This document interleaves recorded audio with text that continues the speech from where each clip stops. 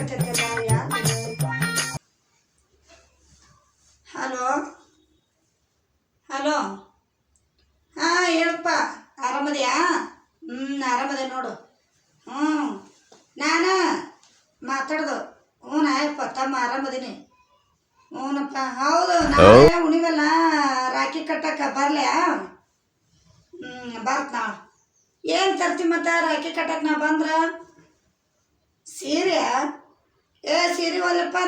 ಸೀರೆ ಅದ ಜಗ್ಗಿ ಅದಾವ. ನಾನು ಗಂಡು ಕೊಡ್ಸಿದ್ವ ರಗಡ್ದವ ಸೀರೆ ತೊಗೊಂಡು ಏನು ಮಾಡ್ಲ? ಬಂಗಾರ ಕೊಡಿಸೋಟು ಏನು ಕೊಡಿಸ್ಲಿ ಅಂತೀಯಲ್ಲ? ಕಡೆಗೆ ಈಟ್ರ ಕೊಡಿಸು.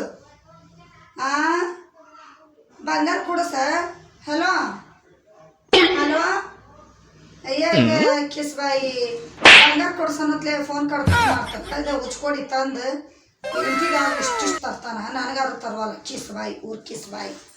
ಹಾಂ